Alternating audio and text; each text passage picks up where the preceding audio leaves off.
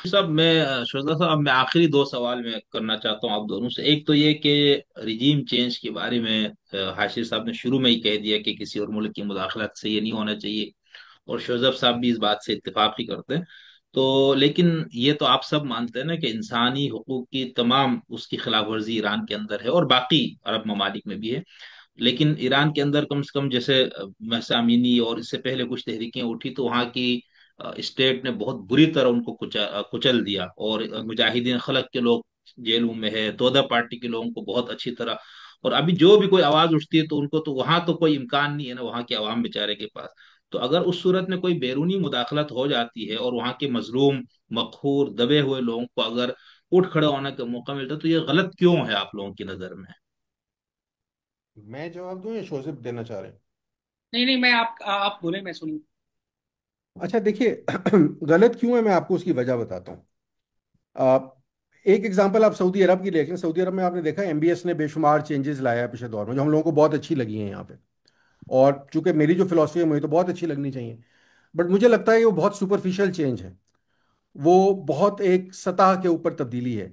जो superficial changes होती है ना, वो रियासतों का डीएनए चेंज नहीं करती। रियासतों का डीएनए एवोल्यूशन से चेंज होता है, over a period of time change होता है। जो शाह के खिलाफ तहरीक थी, जब ये हुआ, उसकी सरबराही मुल्लाओं के हाथ में नहीं थी, बेसिकली सोशलिस्ट के जी। हाथ में थी उस वक्त। मुल्लाओं ने तो हाईजैक जैसे की। जब हाईजैक कर ली तो उन्होंने 2 दिन के अंदर उन्हें मिल गई वो क्यादत, और वो खुमैनी साहब भी आ गए, जो कि अल्लाह शुक्र, अल्लाह उस वक्त भी इस्तेमार के मेहमान थे। फ्रांस भी तो इस्तेमारी कुव्वत है ना। ये कोई नहीं बात करता कि वो भी इस्तेमार के मेहमान थे इतने साल। इस्तेमार पागल है, उन्हें मेहमान रखता है।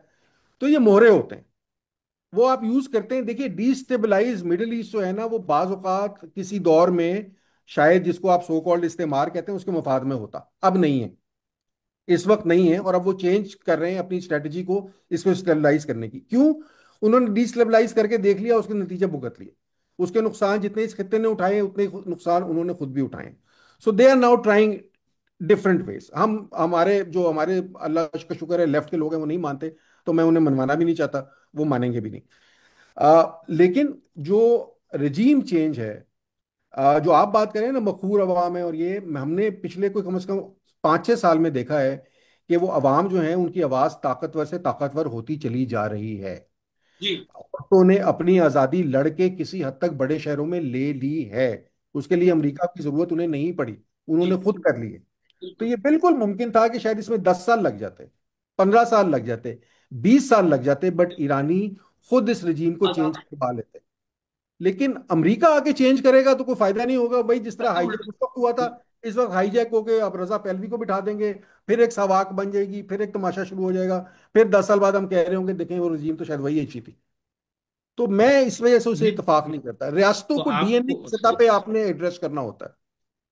तो आपको क्या लगता है कि जिस तरह हमारे यहाँ इंडिया के मोदी जी की हरकत से हाफिज साहब को बहुत फायदा हुआ, तो क्या इस हमले से और ये सब कुछ से वहां के खामनाई साहब को फायदा होगा, खामनाई रिजीम को, मुल्लाई रिजीम को? अगर बच गए तो फायदा होगा। नहीं। नहीं, चलो। ठीक कह रहे हैं, ठीक कह रहे हैं। ठीक जी कह रहे हैं, वो जी जी। ठीक, वो बिल्कुल ठीक कह रहे हैं। अगर बच गए तो फायदा होगा, क्योंकि फिर वो तस्वीर, सैकड़ों तस्वीरें और मिल जाएंगी चौकों पे लगाने के लिए। हाँ, बच गए तो फायदा होगा। फायदा ही फायदा तो है भाई। पता है क्या होता है, पता है क्या होता है? खान साहब को जब आपने हटाया ना, इमरान खान साहब को, ज्यादा पुरानी बात नहीं है, जी तो आपने उन्हें जी एक दिन जी में जी। सियासी शहीद बना दिया। हाँ। 2 साल और काम कर लेने देते तो शायद हो सकता है पीटीआई खत्म हो जाती अपनी वो मतलब। लेकिन आशीष साहब, ऐसा नहीं है यहाँ पर तो देखा ना, ईरान के अंदर तो 40 साल, 43 साल से ये लोग मौजूद है ना इक़्तिदार में, सारा कुछ। तो वहाँ के अवाम को ये नहीं कि दो चार इसराइल के या अमेरिका के हमले से वहाँ के जो लिबरल्स है, वहाँ के जो सोशलिस्ट हैं, वहाँ के जो बिल्कुल देहरी है, बहुत सारे लोग अब तो बिल्कुल ही मुलीद हो चुके हुए ना, बल्कि जो लेकिन वो अक्सरियत अब रिपोर्ट्स ईरान वगैरह में इसके नहीं है, वाले। मैं आपको बड़ी ईमानदारी से बताऊं। नहीं, इसमें तो जो इतनी जो अक्सरियत इंफ्लुएंशियल निकल भी तो फिगर है, नहीं गई होगी ना? जो इसमें बहुत इंफ्लुएंशियल फिगर है, वो मेन लैंड ईरान में अब मौजूद नहीं है। जिन लोगों की आप बात कर रहे हैं, जो हार्ड कोर लेफ्ट है, या हार्ड कोर एथियस्ट हैं, या लिबरल्स हैं, वो उस सोसाइटी से बहुत पहले मुराजियत कर गए थे। वो बाकी दुनिया में बैठ के बात कर रहे हैं। और वो हो सकता है ईरान वापस आते, और जिस तरह खुमैनी साहब किस दिन वापस आए, इस तरह ही वापस आते। लेकिन अब आपने गड़बड़ कर दी है थोड़ी सी, ये थोड़ी मिसकैलकुलेशन है। मेरे हिसाब से मतलब ठीक बात। ठीक। नहीं हाशिर साहब, इसी जी शहजाद सिस्टम के साहब। अंदर के लोग ऐसे हैं। मसलन महदी करोबी जो ईरानियन स्पीकर थे, वो इस्लाम पसंदों के नुमाइंदे जेल में पड़े। मीर हुसैन मूसवी, वो जिनकी ग्रीन मूवमेंट थी ओबामा के जमाने में, जो उठे थे और फिर वो ओबामा ने फारसी में तकरीरें करवा के ईरानियों से बातें की थी। मुझे कभी कभी लगता है कि अजीब लोग हैं। ईरान में अवाम की तहरीक उठती है और अच्छा खासा वो बैकफुट पे जाती है रिजीम। विलायत फकीह वाली, खामनाई साहब वाली, पासदारान इनकलाब के लोग जाते हैं बैकफुट पर। फिर अचानक से अमेरिका तकरीरें करना शुरू कर देता है, कहीं तो नाल आ, कहीं तो नाल आ। वो उनकी लिजिटिमेट मूवमेंट की मावे नेक कर देते हैं। अभी जन जिंदगी आजादी, महासा अमीनी की मौत से तहरीक शुरू हुई। वो तहरीक पॉपुलर थी, हजारों लोग उसमें मारे जा रहे थे, हजारों लोग अपने आप को जेलों में। ईरान का फुटबॉलर पकड़ा गया, ईरान के गाने गाने वाले पकड़े गए, ईरान के यूनिवर्सिटी प्रोफेसर पकड़े गए। वो सुअर का बच्चा नेतन्याहू जो है, वो ईरान इंटरनेशनल के चैनल पर आकर कहता है कि we are with you Iranian people, और आई नो यूर स्लोगन जन जिंदगी आजादी, what a beautiful slogan it is, and there is no need to say anything beyond that, we will achieve this। उसी वक्त उन्होंने कहा ये इसराइल दे नहीं तो एजेंडा। इससे ये लग रहा है, इससे तो ये लग रहा है ना कि इसराइल और अमेरिका दोनों की ख्वाहिश है कि ये मुल्लाई रजीम ही रहे, बस ये यहाँ पर कोई तरक्की मैं यही पसंद, कोई मैं अच्छे बस यही काम कर। सुनना चाह रहा मेरा था मेरा कि मेरा एक मेरा साजिश बिल्कुल पूरी यही, तो अभी कॉन्स्पिरेसी। मेरा यही ख्याल है कि किसी भी अरब या मशरिक वस्ता के मुल्क में जेन्युइन डेमोक्रेसी, जो पीपल्स रिप्रेजेंटेटिव कांग्रेस या असेंबली बनेगी, वो कभी फेवर नहीं करेगी ना अमेरिका के हक में और ना इसराइल के वजूद के हक में। तो ये चूंकि तारीख में खून इतना डाल दिया गया है, इसमें ज्यादती इतनी कर दी गई है, और ये गजा की जंग के बाद मैं लाहौर। इससे एग्री नहीं करता सर। हाशिर साहब मैं देखें, अरब हाशिर अरब साहब ये ममालिक मैंने मैं अरब ममालिक मैंने देखे हैं, मैं लोगों से मिला हूँ। लोग अब थक गए हैं, लोग इंटरेस्टेड नहीं है। लोग इसराइल से कोई, जो हम समझते हैं ना जिस तरह अरब नफरत करते हैं, हम शायद ज्यादा नफरत करते हैं, अरब नफरत नहीं करते अब उतनी। बावजूद इसके कि बाकायदा हम निसाब में नफरत पढ़ाते हैं अरब ममालिक के अंदर, बेशुमार ममालिक के अंदर। मैंने वो निसाब भी स्टडी किया क्योंकि मेरा सब्जेक्ट है करिकुलम का। मेरे पास चीज़ें भी पढ़ी हैं, मैं कभी आपको दे भी दूंगा। तो वो तो बाकायदा निसाब के अंदर बड़ी खौफनाक किस्म की शदीद नफरत पढ़ाई जाती है। बट उसके बावजूद जो इसराइल से नफरत का जो सौदा बेचते रहे हैं ना 40-50 साल, वो अब दम तोड़ रहा है। लोग तंग आ गए, लोग बोर हो गए इससे। लोगों के नज़दीक और बेहतर चीज़ें हैं अब इससे बात करने वाली, अरब ममालिक में कम से कम यही है। हाशिर ईरान की हद तक भी मुझे लगता है शायद ऐसा ही होगा। पाकिस्तानी जितने बेवकूफ़ हैं उतने बेवकूफ़ जरा सा दुनिया में हमें कम मिलते हैं पर कैप, पर थाउजेंड।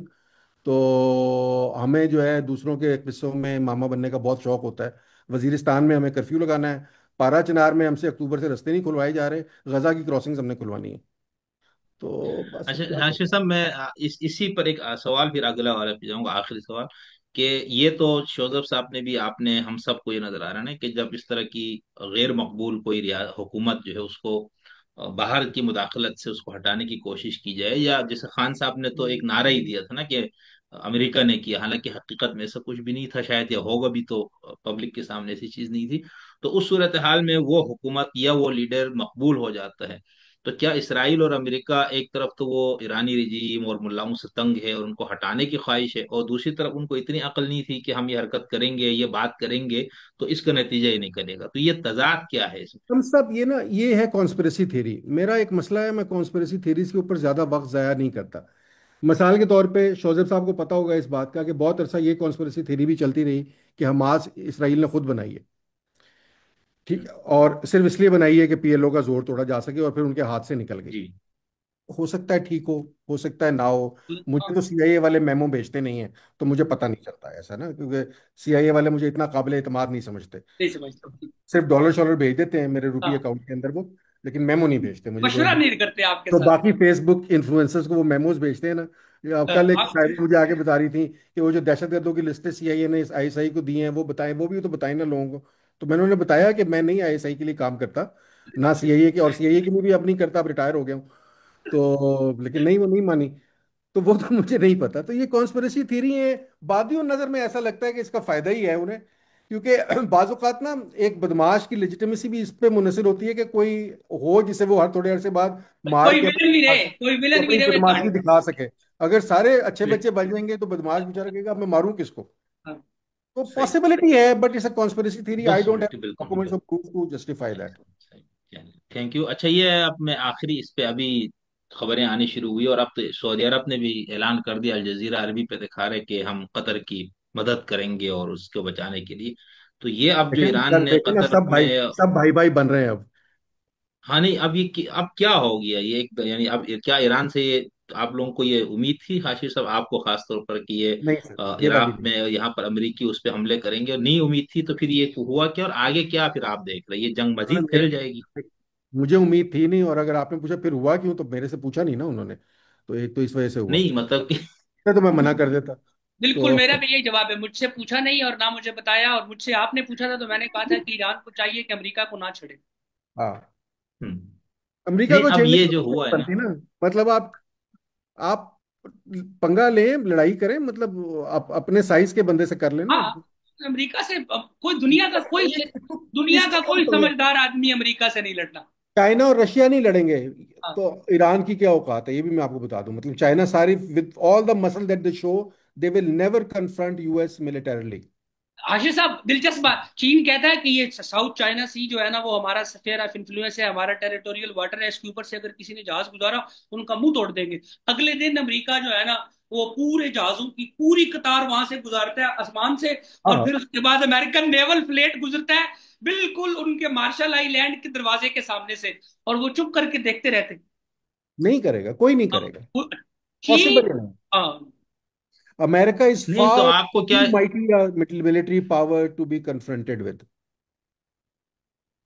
नहीं तो आपको क्या लगता है अर्शद साहब, कि ये बस इन्होंने दो चार जगहों पे हमले किए, अब उसके बाद ये कहेंगे भाई हमने बदला ले लिया और जंग बंदी हो जाएगी, आपको फैलता हुआ नजर आ रही है? बस ये आखिरी मुख्तसर सा जो भी आप। तो अच्छा, मुझे पता है क्या लगता है, एक वो मैं उसे कहता हूँ, इसे हम कहते हैं लास्ट डिच एफर्ट, एक कहते हैं कि मुझे ये लगता है कि खामनाई या उनके जो क्लोज के लोग हैं उन्हें कम से कम ये इतला मिल गई है कि शायद सबको खत्म करने का प्लान है। जी, एग्जिस्टेंशियल थ्रेट है उनके अब लिए, ये यस। एग्जिस्टेंशियल, जब उन्होंने कहा मरना है तो फिर सबको मार के मरते हैं, ऐसे की तैसे जी, बड़े शहीद बनेंगे बिल्कुल हम कि हमने अमेरिका को मारा है। सही। इसके अलावा मुझे कोई वजह समझ नहीं आती। बिल्कुल यही बात है। ठीक और ठीक प्यूटन से किसी ने पूछा ठीक। था कि आप एटम बम कब चलाएंगे, उसने कहा जब मुझे यकीन हो जाएगा कि ये रूस को खत्म करने वाले हैं, क्योंकि मैं किसी ऐसी दुनिया का तस्वुर नहीं कर सकता जिसमें रूस ना हो।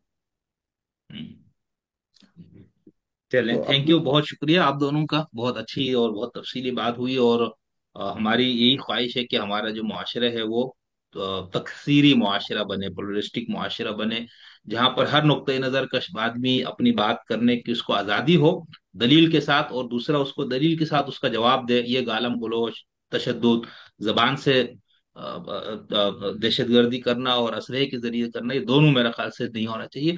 तो इसी मकसद को लेकर हमारी ख्वाहिश होती है कि हम मुख्तलिफुल ख्याल लोगों के साथ गुफ्तगू करें।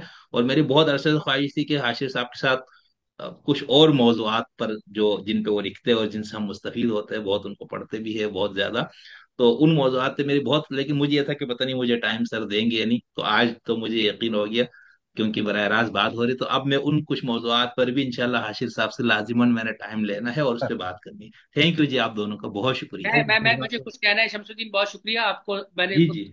मैंने आपके साथ ऊंचा बोला उसके लिए मैं आपसे माजरत चाहता हूँ। नहीं नहीं, कोई लेकिन माजरत की जरूरत अब नहीं। जबानी दहशतगर्दी जो है ना, वो आप ही को कह रहे थे असल में। हाँ, ठीक है। दूसरा ये कि क्या मैं कुछ बड़ी जरूरी बात थी जो मुझे अभी था कि हाशिर साहब सामने बैठे हैं, ये बिल्कुल करनी चाहिए। हाँ, मैं ये कहना चाह रहा था कि सर मेरा और आपका कोई इख्तलाफ राय नहीं। मुझे 10-15 साल बाद आप बिल्कुल इसी नुक्ता नजर पर पाएंगे जिस पर आप बैठे हुए हैं। मुझे याद है 20 साल पहले मैं कैसी बातें करता था, और अब मैं बिल्कुल उनसे बरक्स बातें करता हूँ। तो थोड़ा सा एज का फर्क है। अदर मैं भी अगर किसी 4-6 इसराइलियों से मिल लिया, और अगर मैं भी आशविट्स कैंप का चक्कर लगाया, और मैं भी तो बरतानिया अमेरिका घूम फिर के आ गया, तो जाहिर है मेरे भी वो ख्यालात और नजरियात में तब्दीली आ जाएगी। इंसान अपने अपने तजुर्बात, मुशाहिदात और मुताले का ही वो होता है, अक्स होता है। तो उम्र छोटी, दिमाग छोटा, पढ़ाई छोटी, तजर्बा छोटा, सफर छोटे, लोगों से मेल मुलाकात छोटी। तो मतलब मेरी जो दुनिया मेरी दिमाग में बनी हुई है वो इतनी थी जितनी मैंने आपकी, एक डड्डू गिरा वो कुएं में, और वो कुएं वाले लड्डू से कहता है कि मैं बाहर से आया। उसने कहा वो बाहर क्या होता है, उसने कहा वो बाहर, बाहर जो उस कुएं से बाहर है। उसने कहा वो कुएं से बाहर है, उसको समझ ही नहीं आई। तो फिलहाल तो मैं रहता हूँ एक कुएं में, महदूद से में। तो जाहिर है मैं आपका मुशाहिदा भी मुझसे ज्यादा है, और आपका मुताला भी मुझसे ज्यादा है, और आपका सोशल सर्कल भी मुझसे वसी है, लोगों से ज्यादा मिलने का मौका है। तो बस मतलब मुझे कोई वो ये कोई ना लोगों को बताना कि शौजा बस्करी किसी और मकतब फिक्र इमाम है या हाशिर बिन इंसार किसी और मकतब फिक्र इमाम है, तो मैं इनका तकाबली। नहीं नहीं, आप दोनों का मकता फिक्र हम्म, अलग है भाई, मैं जानता हूँ। हाशिर साहब का मकता फिक्र जो है वो हमसे नहीं माननी है बात। लिबरलिज्म, और आपका मकता फिक्र जो है ना वो तरक्की पसंद यानी सोशलिस्ट मकता फिक्र है। तो आप दोनों मुख्तलिफ है। खैर, इस फिर ठीक है, ठीक। तवारियत फैला के ही जाऊंगा मैं, ठीक है, आखिर में। खुदा हाफिज सर, खुदा हाफिज सर, ओके, सलामत। Okay, thank you so very much, so thank kind. You, बहुत शुक्रिया जी, बहुत अल्लाह हाफ़िज़। शुक्रिया।